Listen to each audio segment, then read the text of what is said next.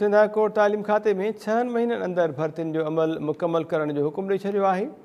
अदालत पारां 40 नंबर्स हासिल कंदड़ उम्मीदवारनि जी लिस्ट खे 3 महीननि अंदरि हथमी शिकिल ॾियण जी हिदायत बि कई वई। अदालत नयूं भर्तियूं करण जे लाइ टेस्ट जी ज़िम्मेवारी कंहिं टीं धुर खां मुकमल कराइण जी बि हिदायत कई आहे। सिंध हाई कोर्ट जो सेक्रेटरी एजुकेशन खे 40 नंबर्स खणी पास ईंदड़ उम्मीदवारनि जी फ़हिरिस्त खे हथमी शिकिल ॾियण जो हुकुम ॾिनो वियो।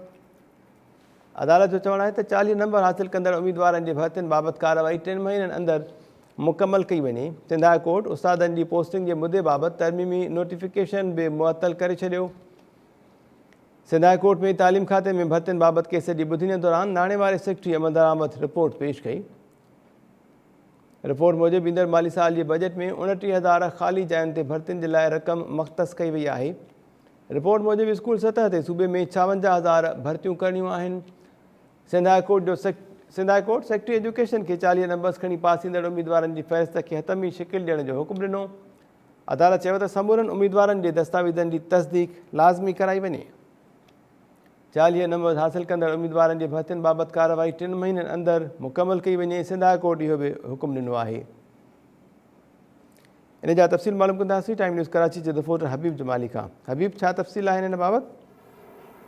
जी बिल्कुल, सिंध हाई कोर्ट में तालीम खाते में नयन भर्तियन मुतलिक केस की ॿुधणी थी आहे। हिन ॿुधणी दौरान सेक्रेटरी नाणे वारे सेक्रेटरी तरफ़ां अदालती हुक्मनि ते अमल दरामद बाबति रिपोर्ट अदालत में पेश करे छॾी आहे।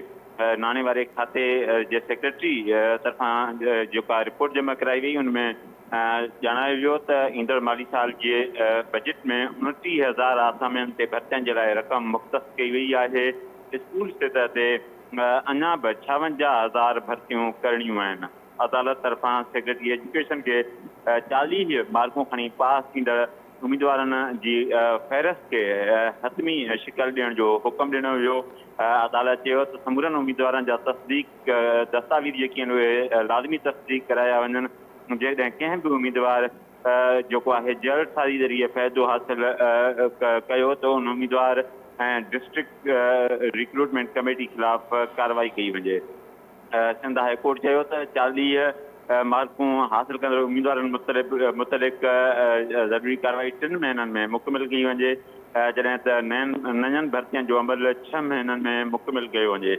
नयनि भर्तियुनि जे लाइ टेस्ट जी ज़िम्मेवारी टीं धुर खे सौंपी वञे, जेका जेको आहे थर्ड पार्टी क़ाबिल एतमाद थर्ड पार्टी खां जेको आहे ही करायो वञे।